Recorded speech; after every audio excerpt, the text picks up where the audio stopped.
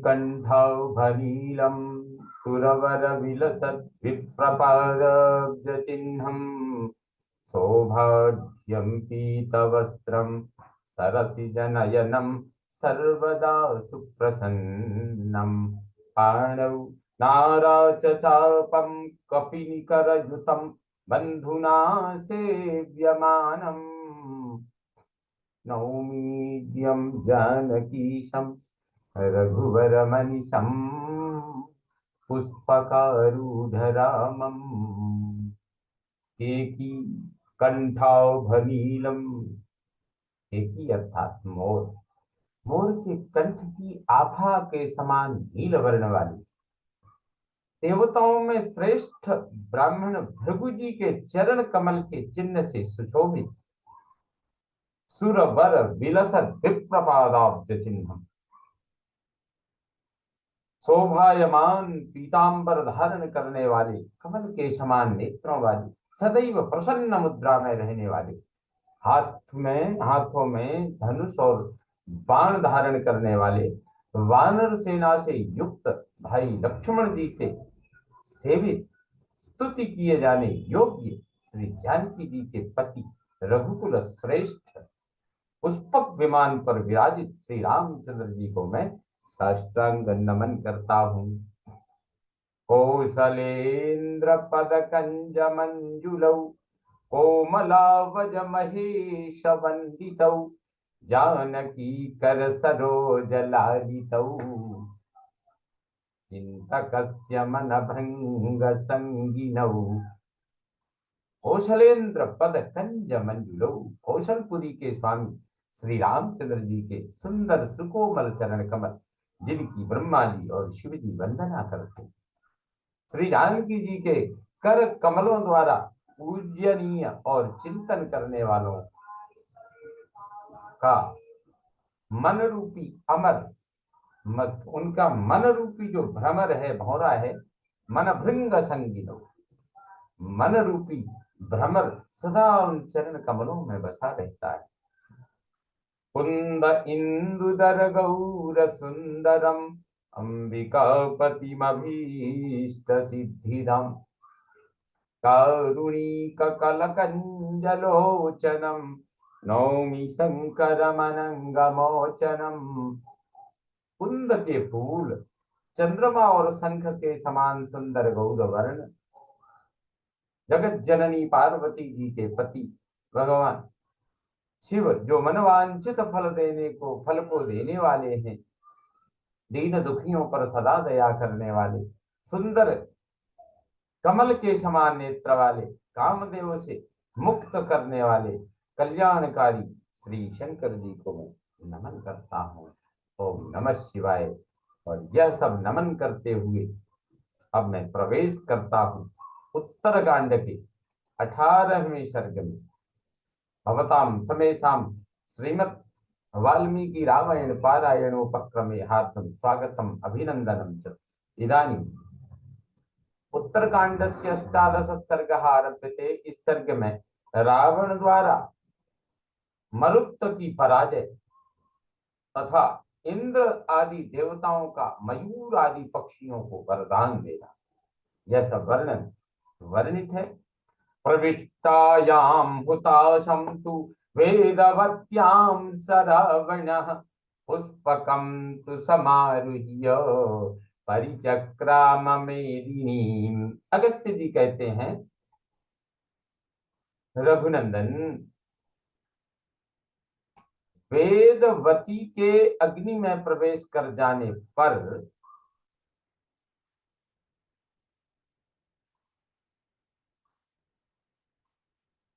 रावण पुष्पक विमान पर आरूढ़ हो पृथ्वी पर सब ओर भ्रमण करने लगा। ततो मरुत्तम नृपतिम यजंतम सह देवतैः उसीर बीजमासाद्य ददर्श सतु रावणः। उसी यात्रा में उसीर बीज नामक देश में पहुंचकर रावण ने देखा राजा मरुत देवताओं के साथ बैठकर यज्ञ कर रही। संवर्तो नाम ब्रह्मर्षि साक्षात् भ्राता बृहस्पते याजयामास धर्मज्ञः सर्वैर्देवगणैर्वृतः सर्वैर्देवगणैर्वृतः। उस समय साक्षात बृहस्पति के भाई तथा धर्म के मर्म को जानने वाले ब्रह्मर्षि संवर्त संपूर्ण देवताओं से घिरे रहकर वह यज्ञ करा रहे हैं, यज्ञ करा रहे थे। दृष्ट्वा देवास्तु तद्रक्षो वरदानेन दुर्जयम् तिर्यज्ञोनिं समाविष्टास्तस्य धर्षण भीरवः। ब्रह्मा जी के वरदान से जिसको जीतना कठिन हो गया था, उस राक्षस रावण को वहां देखकर उसके आक्रमण से भयभीत हो देवता लोग तिर्यक योनि में प्रवेश कर गए। इंद्रो मयूर संवृत्तो धर्मराजस्तु वायसः त्रिकलासो धनाध्यक्षो हंसश्च वरुणो भवत्। इंद्र, मोर, धर्मराज कौआ, इंद्र मोर, धर्मराज कौआ, कुबेर गिरगिट तथा वरुण हंस हो गए। अन्वेष्वपि गतेष्वेवं देवेश्वरि निषूदन रावण प्राविशद यज्ञं सारमेय वासुचिः। शत्रुसूदन श्री राम, इसी तरह दूसरे दूसरे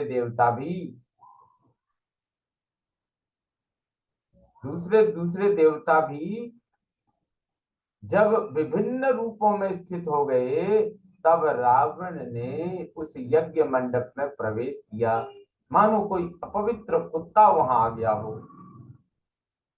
तम च राजानमसद्य रावणो राक्षसाधिपः प्राह युद्धं प्रयच्छेति निर्जितोऽस्मीति वा वद। राजा मरुत के पास पहुंचकर राक्षस राज रावण ने कहा, मुझसे युद्ध करो या अपने मुंह से यह कह दो कि मैं पराजित हो गया। ततो मरुतो नृपति को भवानित्युवाच तम अवहासं ततो मुक्त्वा रावणो वाक्यमब्रवीत्। तब राजा मरुत ने पूछा, आप कौन हैं? उनका प्रश्न सुनकर रावण हंस पड़ा और बोला, अकुतूहल भावेन प्रीतोस्मि तव पार्थिव धनदस्यानुजं यो मां नावगच्छसि रावणं। भोपाल, मैं कुबेर का छोटा भाई रावण हूँ, फिर भी तुम मुझे नहीं जानते और मुझे देखकर भी तुम्हारे मन में ना तो कौतूहल हुआ न भय ही। इससे मैं तुम्हारे ऊपर बहुत प्रसन्न हूँ। त्रिषु लोकेषु कोऽन्योऽस्ति यो न जानाति मे बलम् भ्रातरं येन निर्जित्य विमानमिदमाहृतम्। तीनों लोकों में तुम्हारे सिवा दूसरा कौन सा ऐसा राजा होगा जो मेरे बल को न जानता हो। मैं वह रावण हूं जिसने अपने भाई कुबेर को जीतकर यह विमान छीन लिया है। ततो मरुतस्य नृपः तं रावणमथा ब्रवीत् धन्यः खलु भवान् येन ज्येष्ठो भ्राता रणे जितः। तब राजा मरुत ने रावण से कहा, तुम धन्य हो जिसने अपने ही बड़े भाई को रणभूमि में पराजित कर दिया। न त्वया सदृश श्लाघ्य त्रिषु लोकेषु विद्यते कम त्वं प्राक् केवलं धर्म चरित्वा बलवान् कम त्वं प्राक् केवलं धर्मं चरित्वा लब्धवान् वरम। तुम्हारे जैसा स्पृहणीय पुरुष तीनों लोकों में दूसरा कोई नहीं। तुमने पूर्व काल में किस शुद्ध धर्म का आचरण करके वर प्राप्त किया है? श्रुतपूर्वम ही न मया भाससे यादृशं स्वयं तिष्ठेदानीं न मे जीवन प्रतियास्यसि दुर्मते अद्य त्वां निशितैर्वर्णैः प्रेषयामि यमक्षयम्। तुम स्वयं जो कुछ कह रहे हो, ऐसी बात मैंने पहले कभी नहीं सुनी। दुर्बुद्धे, इस समय खड़े तो रहो, मेरे हाथ से जीवित बचकर नहीं जा सकोगे। आज अपने पहने बाणों से मारकर तुम्हें यमलोक पहुंचाए देता हूं। ततः सरासनम गृह्य सायकांश्च नराधिपः रणाय निर्ययौ क्रुद्धः संवर्तो मार्गमावृणोत्। तदनंतर राजा मरुत धनुष बाण लेकर बड़े रोष के साथ युद्ध के लिए निकले, परंतु महर्षि संवर्त ने उनका रास्ता रोक लिया। सोब्रवीत स्नेह संयुक्तम मरुत्तम तम महान ऋषि श्रोतव्यम यदि मदवाक्यम संप्रहारो न ते क्षमः। उन महर्षि ने महाराज मरुत से स्नेह पूर्वक कहा, राजन, यदि मेरी बात सुनना हो, यदि मेरी बात सुनना और उस पर ध्यान देना उचित समझो तो सुनो। तुम्हारे लिए युद्ध करना उचित नहीं है। माहेश्वरमिदं सत्रम असम असमाप्तम कुलम दहेत्। माहेश्वरमिदं सत्रम असमाप्तम कुलम दहेत्। दीक्षितस्य कुतो युद्धम क्रोधित्वं दीक्षिते कुतः। यह माहेश्वर यज्ञ आरंभ किया गया है। यदि पूरा ना हुआ तो तुम्हारे समस्त कुल को दग्ध कर डालेगा। जो यज्ञ की दीक्षा ले चुका है उसके लिए युद्ध का अवसर ही कहाँ है। यज्ञ दीक्षित पुरुष में क्रोध के लिए स्थान ही कहाँ है।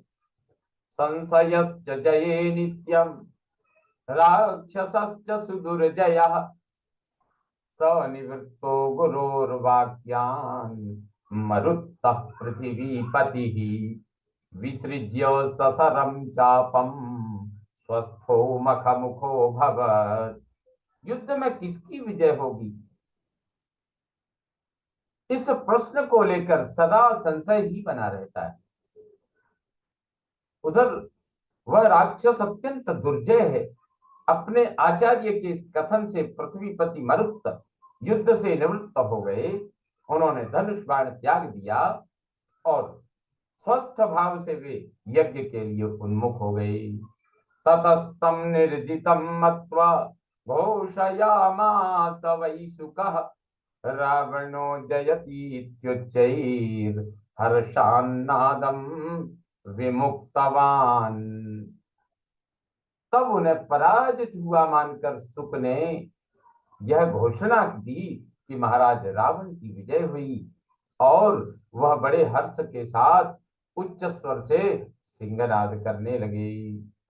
तान् भक्षयित्वा तत्रस्थान् महर्षीन् यज्ञमागतान् वितृप्तो रुधिरैस्तेषां पुनः संप्रययौ महीम्।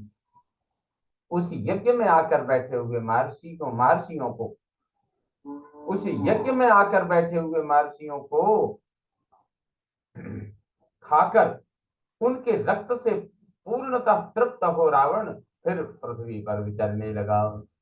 रावणे तु गते देवा सेन्द्राश्चैव दिवौकसः ततस्वां योनिमासाद्य तानि सत्त्वानि चाब्रुवन्। रावण के चले जाने पर इंद्र सहित संपूर्ण देवता पुनः अपने स्वरूप में प्रकट हो उन प्राणियों को जिनके रूप में वे स्वयं प्रकट हुए थे वरदान देते हुए बोले। हर्षात् तदा ब्रवीदिन्द्रो मयूरं नीलबर्हिणं प्रीतोऽस्मि तव धर्मज्ञ भुजंगाधि न ते भयम। सबसे पहले इंद्र ने हर्षपूर्वक नीले पंख वाले मोर से कहा, धर्मज्ञ, मैं तुम पर बहुत प्रसन्न हूं, तुम्हें सर्प से भय नहीं होगा। इदम नेत्र सहस्रम तु यत्तद्बर्हि भविष्यति, वर्षमाणे मयि मुदम प्राप्स्यसे प्रीति लक्षणाम, एवमिंद्रो वरम प्रादान मयूरस्य सुरेश्वरः। मेरे जो ये सहस्र नेत्र हैं, इनके समान चिन्ह तुम्हारी पांख में प्रकट होंगे, इनके समान चिन्ह तुम्हारे पंखों में प्रकट होंगे। जब मैं मेघ रूप होकर वर्षा करूंगा, उस समय तुम्हें बड़ी प्रसन्नता प्राप्त होगी। वह प्रसन्नता मेरी प्राप्ति को लक्षित कराने वाली होगी। इस प्रकार देवराज इंद्र ने मोर को वरदान दिया।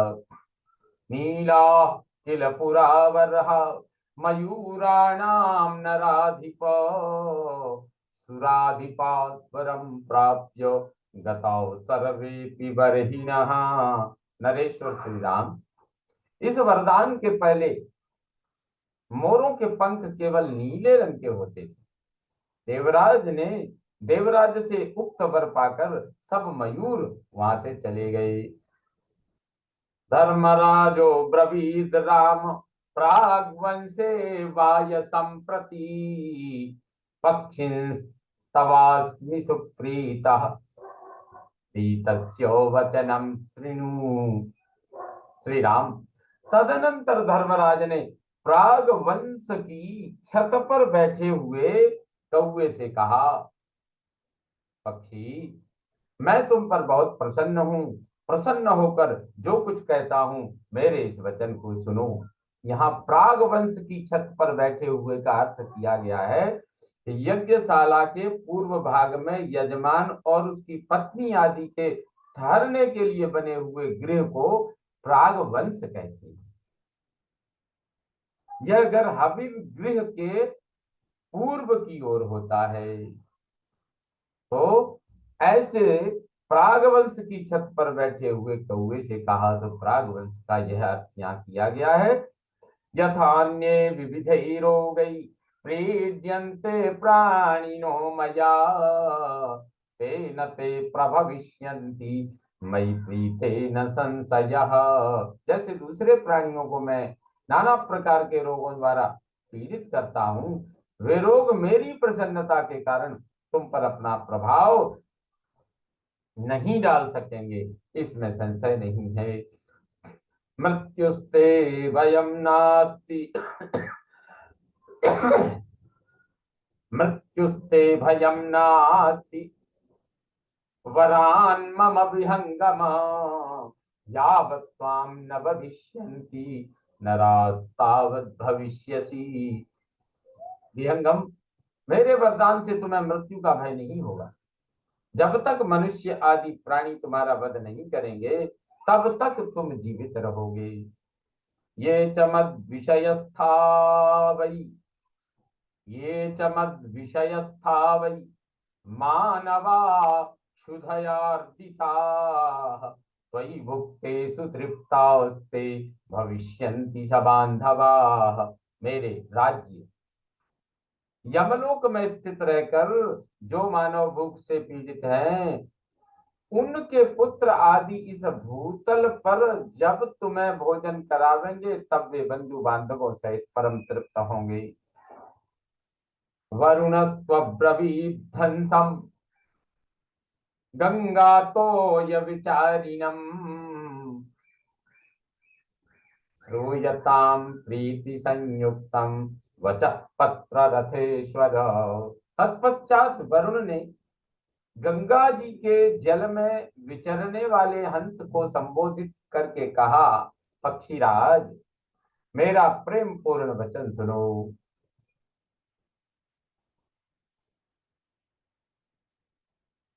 वर्णो मनोरम सौम्य, वर्णो मनोरम सौम्य चंद्रमंडल सन्निभः, भविष्यति तवोदग्रह शुद्ध भेन समप्रभः। तुम्हारे शरीर का रंग चंद्रमंडल तथा शुद्ध फेन के समान परम उज्जवल सौभाग्य एवं मनोरम होगा। मच्छरीरम समासाद्य कांतो नित्यं भविष्यसि प्राप्स्यसे चातुलां प्रीति में प्राप्स्यसे चातुलां प्रीतिम एतन्मे प्रीति लक्षणम। मेरे अंगभूत जल का आश्रय लेकर तुम सदा कांतिमान बने रहोगे और तुम्हें अनुपम प्रसन्नता प्राप्त होगी। यही मेरे प्रेम का परिचायक चिन्ह होगा। हंसानाम हि पुरा राम नवर्ण सर्व पांडुरः पक्षा नीलाग्र संवीता प्रोढ़ासस्पाग्र निर्मला। श्री राम पूर्व काल में हंसों का रंग पूर्णतः श्वेत नहीं था। उनकी पांखों का अग्रभाग नीला और दोनों भुजाओं के बीच का भाग नूतन दूर्वा दल के अग्रभाग सा कोमल एवं श्याम वर्ण से युक्त था।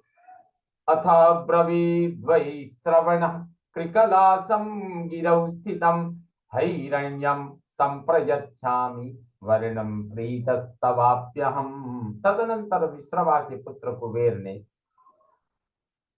पर्वत शिखर पर बैठे हुए कृकलास यानी गिरगिट से कहा, मैं प्रसन्न होकर तुम्हें सुवर्ण के समान सुंदर रंग प्रदान करता हूं। सद्रव्यम च शिरो नित्यम भविष्यति तवाक्षयम एष कांचन को वर्णो मत प्रीत्या ते भविष्यति। तुम्हारा सिर सदा ही सुवर्ण के समान रंग का एवं अक्षय होगा। मेरी प्रसन्नता से तुम्हारा यह काला रंग सुनहरे रंग में परिवर्तित हो जाएगा। एवं दत्त्वा वरांस्तेभ्यो एवं दत्त्वा वरांस्तेभ्यो एवं दत्त्वा वरांस्तेभ्यस्तस्मिन् यज्ञोत्सवे सुरा निवृत्ते सहराज्ञाते पुनः स्वभवनं गताः। इस प्रकार उन्हें उत्तम वर देकर वे सब देवता वह यज्ञोत्सव समाप्त होने पर राजा मरुत के साथ पुनः अपने अपने भवन यानी स्वर्गलोक को चले गए। इत्यार्थ से श्रीमद् रामायणे वाल्मीकिये आदि काव्ये उत्तरकांडे अष्टादश सर्ग संपूर्णतां जाति। ओम पूर्णमदः पूर्णमिदं पूर्णात् पूर्णमुदच्यते पूर्णस्य पूर्णमादाय पूर्णमेवावशिष्यते। ओम शांति शांति शांति। सर्वे भवन्तु सुखिनः सर्वे सन्तु निरामयाः सर्वे भद्राणि पश्यन्तु मा कश्चित् दुःखभाग् भवेत्। ओम शांति शांति शांति। श्री रामचंद्रो विजयते तराम।